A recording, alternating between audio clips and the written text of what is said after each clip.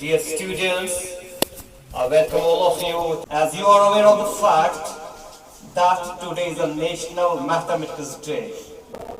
A self-taught mathematician genius. I'm Marfa Nisa, and as you all know that why I'm here, because today is the National Mathematics Day. So first of all, I want to say, maths gives us hope that every problem has a solution. Isn't it? See, if you observe maths, every question, every problem has its answer or solution. Srinivas Ramanujan, an Indian mathematician who changed the future of maths, the former Prime Minister of India, Sri Manmohan Singh Ji, announced it 22nd December as the National Mathematics Day. To provide a direction to the maths, at the age of 12, he had given to trigonometry and developed many theories for us. First of all, I am thankful to our maths teacher, Mr. Abdurrashid Baba sir, who gave me the opportunity to stand here and deliver a speech on National Mathematics Day. National Mathematics Day is celebrated in India on 22nd December every year to honor the birth of number theory and continued fractions. And his work has had a lasting impact on the field of mathematics, significance of mathematics in our daily lives. There are also lectures, workshops and seminars conducted to commemorate Ramanujan's contribution and educate people about the value of mathematics in problem solving and decision making.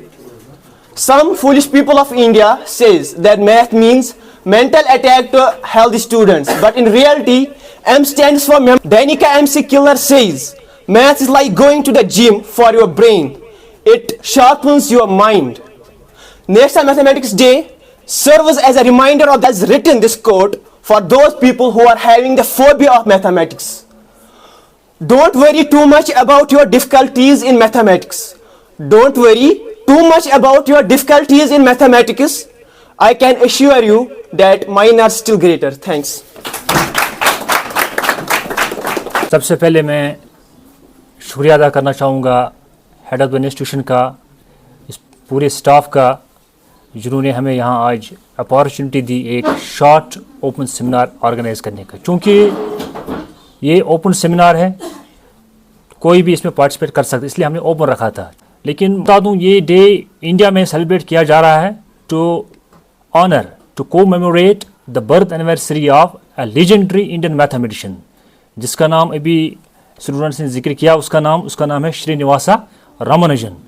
तो एक दो बातें इसके हवाले से मैं करना चाहूँगा, उसके बाद हम डिस्कस करेंगे practical utility of the subject पे। ठीक है, जो श्रीनिवासा रामानुजन है, उसका जो बर्थडे है वो है 22 दिसंबर। श्रीनिवासा रामानुजन था, उसको बहुत क्यूरियोसिटी थी। He was always curious to know the highest truth in maths. सबसे अल्टीमेट ट्रूथ क्या है मैथ्स में। आपको मिसाल दूँ, एक दिन प्रोफेसर पढ़ा रहे थे क्लास में, तो टॉपिक था डिवीजन पे। टीचर ने डिवीजन कंसेप्ट इंट्रोड्यूस किया। अगर हम किसी नंबर को डिवाइड करेंगे सेम नंबर से, we always get 1, like 2/2 that is 1, 3/3 that is 1, 4/4 1। लेकिन जो रामानुजन क्लास में ये खड़ा हो गए, उसने कहा, sir if the same number is divided by the same number, you say that you will get always 1। What about 0/0? What about 0/0? The teacher was clueless. Teacher के पास उस वक्त जवाब नहीं था। तो he was always curious to know the ultimate truth, highest truth in maths. ठीक है, उसके बाद 1904 में उसने उसकी जो डेट ऑफ बर्थ आपको पता है 22 दिसंबर 1887। तो फिर 1904 में उसने मैट्रिकुलेशन किया। उसके बाद at the age of 23, just young age, उसकी जो वर्क है, जो उसने बहुत सारा काम किया था मैथ्स पे, फार्मूलाज पे, थ्योरम्स पे, नंबर थ्योरी पे, वो पब्लिश हुई एक जर्नल में। उसका नाम है इंडियन मैथमेटिकल सोसाइटी जर्नल। बढ़ गई इंडिया में। फाइनली उसकी कॉरेस्पॉन्डेंस गई एक लीजेंडरी ब्रिटिश मैथमेटिशियन। इंग्लैंड में एक मैथमेटिशियन था, उसका नाम था प्रोफेसर G.H. हार्डी। नाम सुना होगा आपने। तो उससे रब्ता हुआ उसका। तो प्रोफेसर हार्डी ने उसका कंट्रीब्यूशन देख के डिसाइड किया कि उसको मैं अपनी कंट्री में बुलाऊं। Finally Srinivasa Ramanujan was called to London, England. तो उसको इंग्लैंड जाने का मौका मिला आफ्टर 1911। तो वहाँ पर उसने प्रोफेसर G.H. हार्डी को अपना सारा काम दिखाया। तो वो वहाँ काफ़ी इम्प्रेस हुए इंग्लैंड में। इंटरेस्टिंग स्टोरी मैं आपको शेयर करना चाहूँगा इसके हवाले से। जब वो इंग्लैंड में गए, वो हॉस्पिटल में एडमिट थे, तो प्रोफेसर जे.एच. हार्डी उसकी खबर लेने के लिए गए हॉस्पिटल में। तो प्रोफेसर जे.एच. हार्डी ने एक टैक्सी हायर की, ठीक है, उसको हॉस्पिटल में देखने के लिए। जब उसने टैक्सी हायर की, तो जो टैक्सी का नंबर था वो था 1729। क्या नंबर था वो?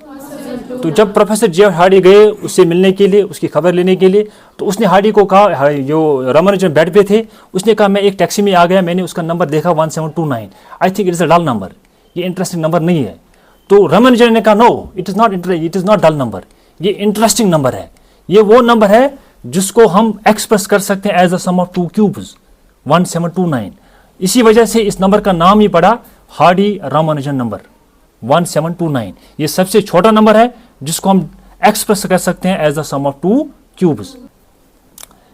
अभी मंजूर सर ने भी कहा इंट्रोडक्शन में, बहुत सारे बच्चे अभी डर रहे हैं, फेयर है, फोबिया है इस सब्जेक्ट के हवाले से।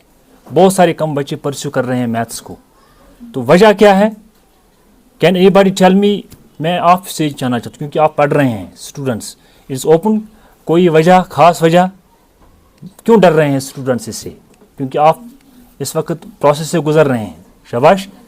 एज अ टीचर मैं शेयर करना चाहूँगा कि बेसिकली यहाँ पर हमारे सीनियर उस्ताद भी है जो मैथ्स पढ़ा रहे हैं from the last couple of years. एक वजह इसमें दोनों रेस्पॉन्सिबल है, टीचर्स भी और स्टूडेंट्स भी। जिस तरह से इस सब्जेक्ट को पढ़ाना चाहिए, शायद बहुत सारे टीचर्स, मैं नहीं कहूँगा एक्सेप्शंस होंगी, उस हिसाब से, उस तरीके से नहीं पढ़ा रहे हैं जिस हिसाब से इसको पढ़ाना चाहिए थे स्टूडेंट्स को। जो एब्स्ट्रैक्ट कंसेप्ट है, डिवीजन का कंसेप्ट, मैं आपको एग्जांपल दूं, अभी डिवीजन का कंसेप्ट 10th स्टूडेंट या 9th या 8th स्टूडेंट को नहीं आ रहा है। वजह क्या है? वजह है कि जो डिवीजन कंसेप्ट है उसको उस तरह से इंट्रोड्यूस नहीं किया गया एट प्राइमरी लेवल। तो इसका मतलब है कि there might be fault in some teaching methods, ठीक है। तो दूसरी वजह जो मैं शेयर करना चाहूँगा वो ये कि इसमें ज़्यादातर बच्चों को कहा जा रहा है कि आप मेमोराइज करो, याद करो, फार्मूलाज को याद करो, थ्योरम्स को याद करो, जो बड़ा एक डिजास्टर्स है पड़ेगा, ठीक है ना। थ्योरम्स को याद रखना नहीं करोगे तो यू विल गेट 0। तो इस स्ट्रेटेजी को चेंज करना होगा। तो ऐसा है कि फार्मूला खुद डेवलप करनी है। मैं आपको एग्जांपल तो a+b² ये सबको याद है ना, छोटे से बड़े को, लेकिन पता नहीं ये है क्या असल में, a² क्या है, b² क्या है, 2ab रखा है याद ऐसे ही। तो ये वजह भी है कि आगे जाके जब चीज़ें एक्सपेंड होती है तो ये बोल रहे ये कहाँ से आ गया, ये A क्या था, ये B क्या था। तो मेमोराइजेशन का मसला है, मैथ्स को याद करवाया जा रहा है, ठीक है ना। तो इस हिसाब से भी मैथ्स का फियर एंड फोबिया देखने को मिल रहा है। तीसरी वजह, मैथ सब्जेक्ट को हम कनेक्ट नहीं कर पा रहे हैं with our daily life, with our real life. हमने मैथ्स को महदूद रखा है खाली किताबों में, a+b² किताब में ही है, बाहर जाके इसकी यूटिलिटी नहीं है, प्रैक्टिकल सिग्निफिकेंस नज़र नहीं आ रही है। तो मुझे लग रहा है ये भी एक वजह है, हम मैथ्स को कनेक्ट नहीं कर पा रहे हैं विद आवर डेली लाइफ। तो जब मैंने उसको वजह पूछी, वजह कि आपने क्यों लिया मैथ्स, तो उसने ये नहीं कहा कि मैं इंजीनियर बनने वाला हूँ, मैं बड़ा प्रोफेशनल बनने वाला हूँ, मैं बड़ा कंपनी में काम करने वाला बन रहा हूँ। नहीं, उसने कहा कि आई डिसलाइक मेमोराइजेशन, मुझे मेमोराइजेशन पसंद नहीं है, मुझे याद ही नहीं होता है। तो that is why he enjoyed. तो वो इस सब्जेक्ट को एंजॉय कर रहा है, उसको मसला था मेमोराइजेशन का। तो जहाँ तक मैंने देखा, रिसर्च की, तो ये भी एक फैक्टर है, मेमोराइजेशन का मसला, बच्चों को याद करवाया जा रहा है मैथ्स। उसने कहा मुझे याद नहीं हो रहा है, I dislike memorization, that is why I have taken maths as a subject in 11th 12th standard, ठीक है। तो इसी तरह आपको भी, अगर आप मैथ सब्जेक्ट लेना चाहोगे आगे, मुझे पता है बहुत सारे स्टूडेंट्स ऐसे होंगे यहाँ पे जिनको ये सब्जेक्ट बहुत डल लग रहा है, बोरिंग, ड्राई, डिफिकल्ट, और बहुत सारे कुछ ऐसे बच्चे भी होंगे जो इस सब्जेक्ट को पसंद करते होंगे, इंटरेस्ट भी होगा। बहुत सारे बच्चे इस सेमिनार में जो बैठे हैं ऐसे बच्चे भी हैं और बहुत वैसे भी है, ठीक है ना। लेकिन ये डिपेंड्स अपॉन योर इंटरेस्ट। खाली इंटरेस्ट कैसे डेवलप होगा? जब आप इस सब्जेक्ट के साथ कनेक्ट हो जाओगे डेली बेसिस पे। ऐसे नहीं कि आपने खाली याद रखा, एग्जाम पास किया बस, तो आपको इन्वॉल्व होना है इस सब्जेक्ट में, ठीक है। अगर आप इस सब्जेक्ट को आगे लोगे तो आपके माइंड में ये सवाल होगा, क्या कौन सी आप कैरियर अपॉर्चुनिटीज है। मैं आपको थोड़ा बहुत बताऊं इसमें आगे आप क्या कर सकते। सबसे बड़ा कैरियर ऑप्शन जो आपके माइंड में है वो है इंजीनियरिंग, है ना, इंजीनियरिंग। लेकिन इंजीनियरिंग के कितने ब्रांचेज है? There might be 50+ engineering branches. तो 50 से ज़ायद इंजीनियरिंग ब्रांचेस हैं जहाँ पर आप काम कर सकते हैं। तो इसी तरह अगर इंजीनियरिंग कैरियर ऑप्शन को छोड़ के कोई हम एज डाटा एनालिस्ट आप काम कर सकते हैं किसी कंपनी में, एज रिसर्च एनालिस्ट किसी मल्टीनेशनल कंपनी में आप काम कर सकते हैं। तो बहुत सारे career opportunity, as banker banking में आप काम कर सकते हैं, छोटे मोटे काम कर सकते हैं। ऐसे नहीं कि इसका स्कोप आगे नहीं है। सिस्टम सॉफ्टवेयर, ये कि आजकल आर्टिफिशियल इंटेलिजेंस का ज़माना है, AI, ChatGPT, उसमें मैथमेटिकल नॉलेज मस्ट है। जब तक आपके पास मैथमेटिकल नॉलेज नहीं है, you can't develop any software. तो वहाँ पर भी इसका स्कोप है, ठीक है। तो बहुत सारी कैरियर अपॉर्चुनिटीज, वो म्यूजिक वो मैथ्स यूज़ कर रहे हैं। ये जो सारे म्यूजिकल इंस्ट्रूमेंट्स है, गिटार है, वायलिन वगैरह, उसमें क्या यूज़ होता है। तो बड़े से बड़ा फील्ड, छोटे से छोटा फील्ड, तो you can use maths in your career. So I hope ये जो सेमिनार है इसके हवाले से आप बेदार हो गए। तो जो इस पर्पज़ से सेमिनार का था इंशाल्लाह वो निकलेगा। I wish you best of luck for your future. Thank you so much.